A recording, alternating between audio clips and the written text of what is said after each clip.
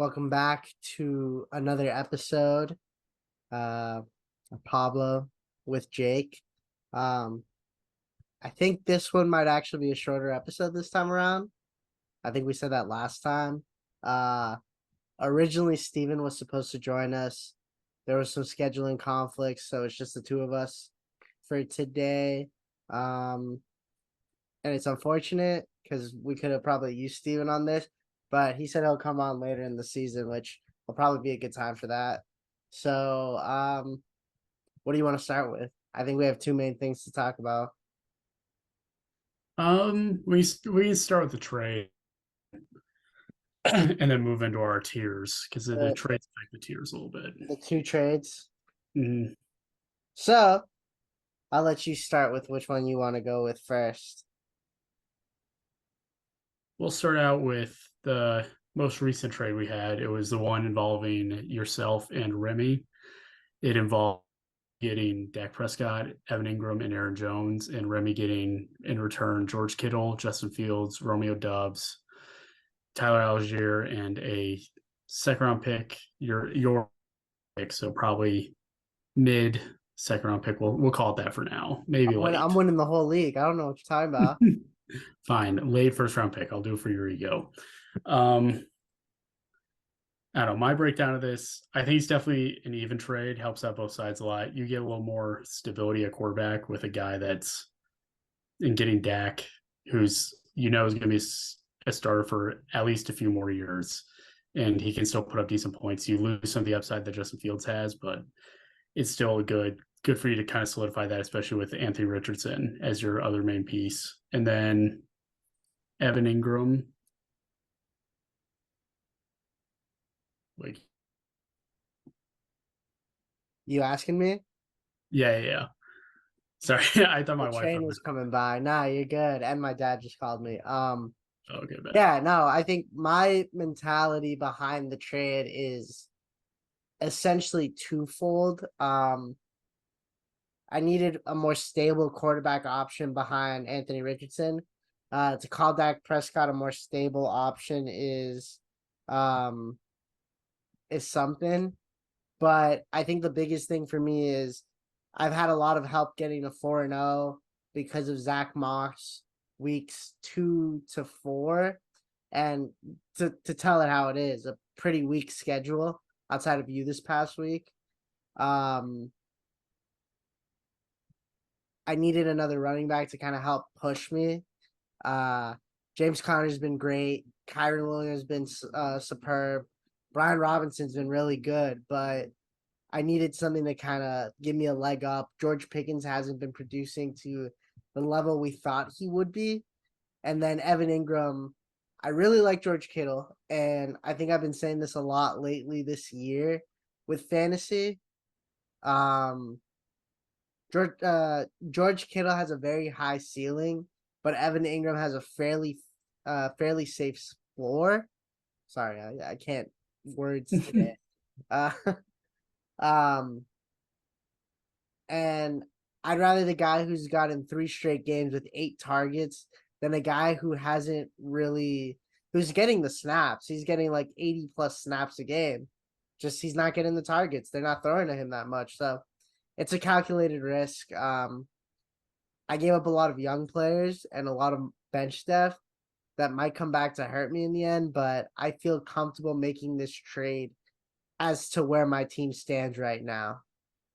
Yeah, no, I definitely agree, especially with the Evan Ingram George Kittle point, where with Evan Ingram you're getting consistent production, and George Kittle, yeah, he's got that ceiling, but he also seems to be the odd man out whenever it comes to him, Debo, McCaffrey, and Ayuk on who's losing production. It seems to be him right now. So if one of them goes down, then he can definitely end up having a big year like we're used to him having. But right now, I feel like that's a good safe move for you. You got a good upgrade of running back, but yeah, you did give up some young pieces that'll help Remy build his team for the future a bit, and a couple And of really high upside pieces that he can trade for decent draft capital, get some of that back. yeah, as he said, lets him stay in the league. So we'll see what happens there. There we go. Um, the other deal, which was more of a blockbuster, Andres and Josh. Josh committing to somewhat of a rebuild. He won this week, but he did trade his two best players in Austin Eckler and Nick Chubb, who is hurt, but still an elite fantasy player when healthy, and he should be back next year. Andres gave up Joe Mixon, Jerry Judy, his 24 first, second, and third, and his 25 2. Andres doesn't have his top two picks in 2025, if I'm not mistaken. Yeah, I think you're right on that. Or I think it was a third. Um, he's down two picks in 2025. But man, I mean, it's a win now move. He's obviously our reigning league champ. M. Germs, as good as Andres' team is, M. Germs and Ethan's teams are kind of lapping him right now. Even within our hierarchy of teams. It's a calculated move. Austin Eckler's elite when he plays. He's only played one game this season, but he still had high production. It was against the Dolphins, but it's Austin Eckler. What are your thoughts on the deal? And I mean, I think it ended up shaking out pretty evenly. Joe Mixon still looks pretty good this year. Yeah, I think it's definitely it helps Andres a lot. It takes I'll get into this a little more once we get to our tiers, but it definitely helps Ingram or Andres match that elite level of Ingram's and Ethan. And then also Nick Chubb with his knee injury not seeming as bad as initially feared.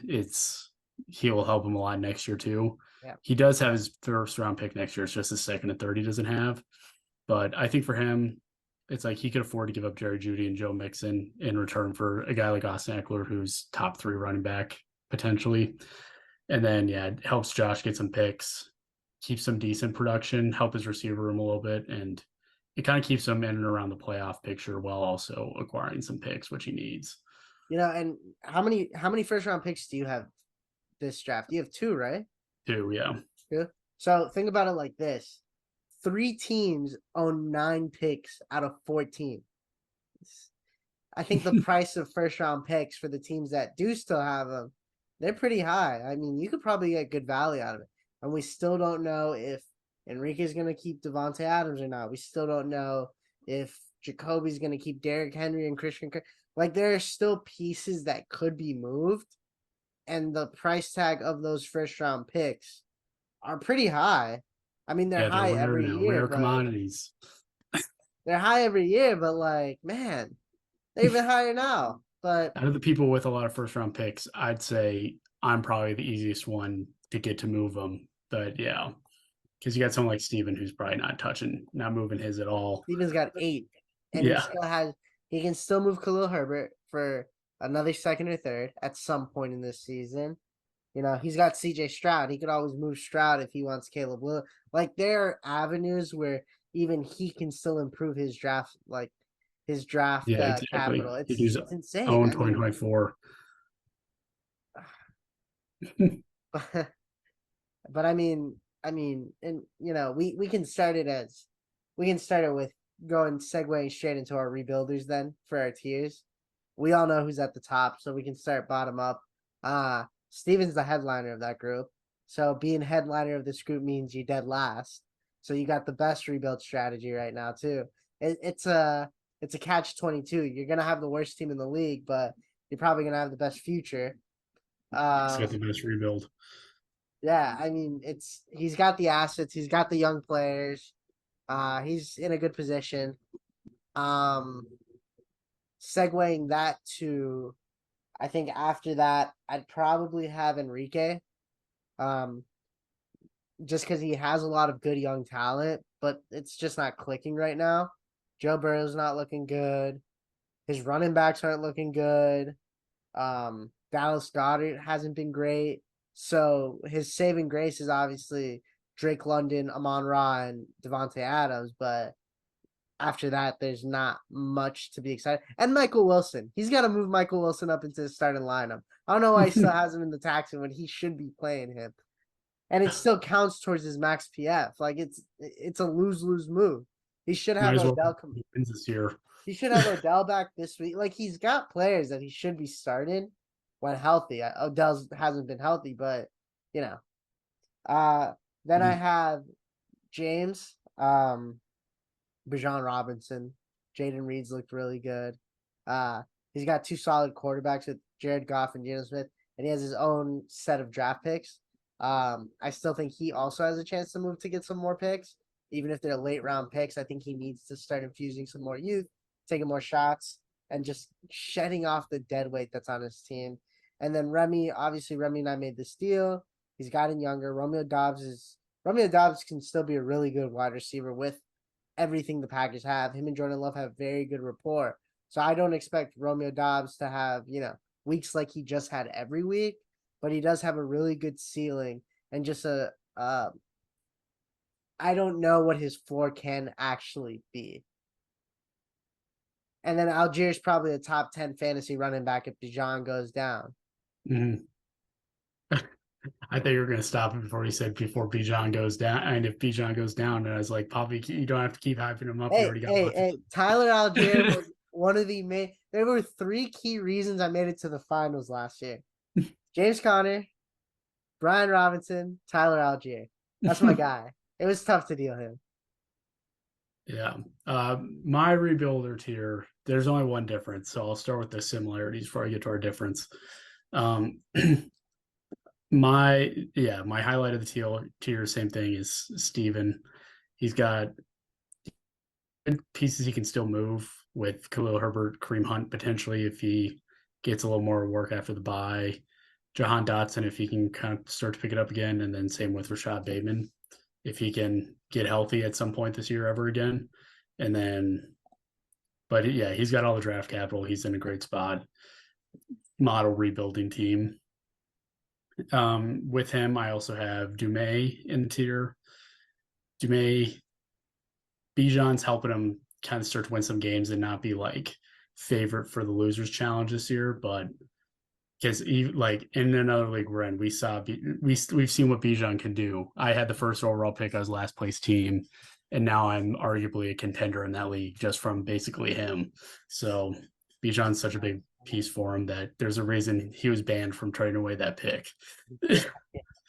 Nah, I'm just saying he couldn't trade the pick, but now he can trade the play. No. Dumais, if you're watching, don't trade him away. No matter, unless you're getting like Justin Jefferson or Jamar Chase, do not trade him away. That man And then should please just don't give him to Andres or Ingrams either. So just don't trade him. And then to round out, I only have three guys in my rebuild tier. To round it out, I have Remy.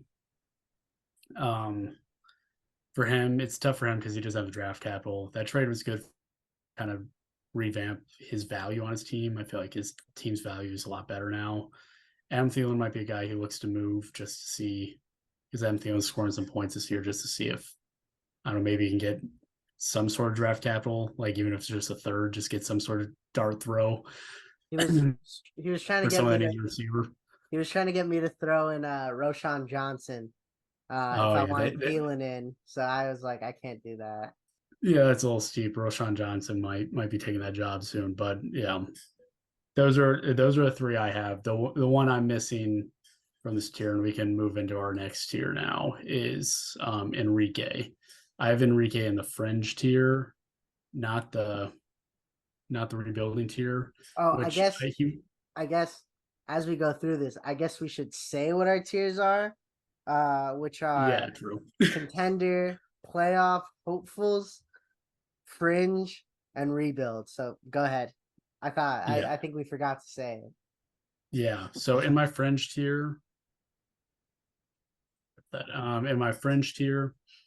I'll start off with Enrique just because the only reason he's in this fringe tier is my rebuilders, most of them don't have high-end assets other than Bijan, but Enrique has multiple high-end assets, especially with Devontae Adams and Amon-Ra and Dallas Goedert, with which those three guys, they can all this year score a lot of points. Even Joe Burrow, if he can fix that calf. But those are guys that can score points and could kind of squeak him into the playoffs if he goes on a run.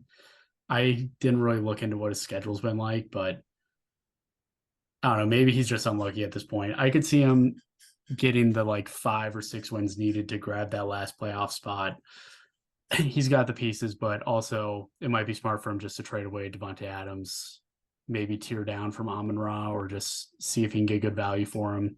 But at least trade away Devontae Adams and maybe Dallas Goedert and pick up some draft capital from some guys that are kind of on the frisky tier looking to move up. But yeah, I have him as or that in the maybe on this French tier, maybe kind of in the lower playoff Jake, tier. tell him how you feel.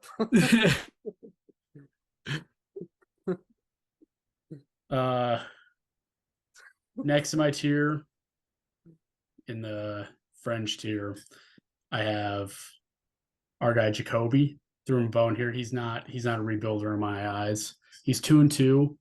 I think he's occupying the last playoff spot. No, I think he's ninth. So he's one spot out of the playoffs right now. But for him, his team is being heavily carried by Justin Herbert, Derrick Henry, and Christian Kirk. He's like Ethan's team, just like worse, where it's like Ethan's team is being carried by about like 4 or 5 guys. Yeah. Jacoby's being carried by like 3 or 4 guys, but his 3 or 4 guys aren't as good. Ethan's team's being carried by 3 guys, while the rest of his team's putting up solid numbers. Jacoby's team's being carried by 3 guys when the rest of the team is just garbage. Yeah, exactly. Yeah, so he's Ethan Light, we'll call him that. So he's gotten 2 wins. He's a team that can win. He can play spoiler most weeks. Christian Kirk seems to be kind of taking over from Calvin Ridley in the Jaguars right now. We'll see if that continues, but that's a pretty big deal for him. Rashee Rice is a Chiefs receiver that's kind of getting more playing time, so that'll be interesting for him too. But I think for him, he has the ability to play spoiler each week. I could definitely see him sneaking in the playoffs. Who knows, maybe going on some crazy run like last year, but let's hope not this week since he plays me, but he doesn't have Herbert. So yeah, that definitely helps. One of his big 3 is out. One of his big 3 is out. Next in my tier, I've got Josh. What's this? This French tier. Yeah, I've got Josh in his French tier. He's been decimated by injuries. He had that big trade this week, but his team's still good enough to definitely make the playoffs. He's 8th, and I can see him being one of those guys that makes a run. He's trying to unload a quarterback right now. He really wants someone to take Deshaun Watson on his team. He's struggling though because Deshaun Watson just isn't that good locker room guy a lot of these managers are looking for. I can fix him. Yeah, we just one you needs to fix him. I did offer a 1st round pick for him in the middle of the rookie draft this year, but no, if that was not accepted, I might come in lower. Who knows? Depending. And you were with him in person. I was. He almost took it. It would have been Zay Flowers. So, but yeah, so he's trying to get rid of a quarterback, which should definitely help. But I think adding Jerry Jeudy for him is big because now he's 3. Like Michael Pittman's looked really good in the Indianapolis offense this year, and then adding Jerry Jeudy adds a good second option that's still young. So he's still got a solid core. He's picked up some picks. So I think he's in a pretty good spot for now and in the future. He's kind of just gonna be average for now, but in the future he can definitely draft picks. He can definitely step back into like the contender tier. And yeah, but overall for him, I think that move was pretty good for his long kind of short term. So it's not bad for him. And then to round out my French tier is Joss. He's 3-1 on the season. I think he's like 5th. He's looking good. He's definitely overperformed a little bit, but I don't think it's like a total fluke. Like I think he's definitely going to be. He'll probably definitely be in the playoffs. Trevor Lawrence and Matthew Stafford both look good, and the big thing for him is, I thought before the season wouldn't be good to own the entire Lions backfield, but it seems to be working for him. Dave Montgomery's going kind of crazy, and Jahmyr Gibbs is doing like decent. So yeah, unfortunately he benched Monty, but it wouldn't have mattered anyway. He wasn't going to beat Andres. Yeah, he didn't get the memo soon enough that Montgomery was upgraded to active. Yeah. That was a late Thursday night thing though, so we'll forgive him for it. I don't blame him. I benched Montgomery in a ton of leagues too. Yeah, I forgot to start him in a couple leagues also. And then TJ Hawkinson too. He's the top 3 tight end, which will help you win games. So I think he's definitely on this fringe tier. I think he'll make the playoffs pretty easily. And then it'll just be about seeing whether or not he gets lucky while he's in there. Yeah, outside of Enrique, I have Jacoby, Joss, and Josh, uh, the three J's. Um, and the reality is between them, I don't see much. Like, I think any one of those three can take the last playoff spot. But Mm-hmm. as of right now, as we're talking right now, the reality is it's three teams fighting for one playoff spot. I'd say the top seven are already pretty. I have a good feeling about who's going to take them. It's just going to depend on what order. Yeah. Um, and then that's with our playoff hopefuls, barring injuries, barring a ton of things. Um, bye weeks can kill a team.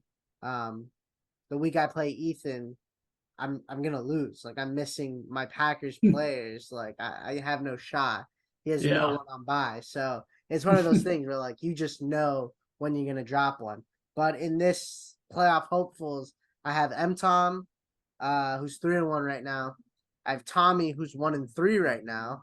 Um, I have you, and I have me, and I think all four of these teams can end up anywhere from number 4 to number, I want to say number 8, just to play it safe, obviously. But I don't see any one of those teams being incrementally better than the other for reasons that include depth, that include high end talent, that includes, the more numerical things like players in high target shares, consistency, that kind of stuff. Something you just got to see play out throughout the season. So without going into every single one by one, I think it's Yeah. all a pretty fair ground. The only team right now that I think has the best chance to move up in tier is yours once Cooper Cup comes back. Um, I think your running back room is still shaky. Screw you for taking Ronnie Rivers. Um, You should have accepted my deal. I still would have outbid you. bro, why was I gonna send you back 5 to get 50? I'm getting back 10. What was the point of that? That was stupid. It was a counter offer, right? You offered me a 4th round pick, and I was sending you a 4th round pick and 15 fab. So I just want 5 fab back to make it You were gonna even. you were gonna move from the back end of the fourth to the front of the fourth.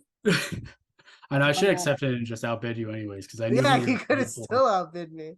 That was a dumb move. But I think once Cooper Cup comes back, your team becomes a lot more interesting. Uh, I think your wide receiver room is really good, especially the way Ike's been playing. But it's all touch and go. I think we just have to see how it plays out. And Jordan Love as your starting quarterback is gonna give you a safe floor, but I don't think his ceiling's quite there yet. But we haven't seen him at his best with a healthy Christian Watson. Yeah. Yeah. No, my tier, yeah, we have the exact same playoff tier: Tommy, Pablo, Jake, and M Tom. For me, I kind of agree. I feel like I have that chance to jump to become one of the favorites in that tier just with Cooper Cup coming back and maybe Kyler coming back healthy to end the season. And then, yeah. But also, I don't know. For your team too, I feel like you definitely have potential too, just because you've running back depth. Like none of them are crazy high end, but they're good enough where it's fine. And then your receiver room, you just need Jalen Waddle to start scoring some points. I don't know. He's kind of been down this year. And Chris Olave too. He needs to start scoring some touchdowns, but Yeah. it's definitely, I don't know. Like, yeah, everyone in this tier, we've all got solid teams. It's just like, yeah, it's a question of either a little bit of lack of depth. There's one position group that just isn't super strong. So it's like each one of our teams, our season could get derailed by a couple injuries, or we could easily beat everyone in this league with a couple good weeks. So I don't know. It's an interesting tier, and yeah, yeah, I don't know. It's the best of the rest. Yeah, and then obviously our three contenders are the three teams we haven't brought up. Andres, Mm-hmm. Ethan, M. Germs.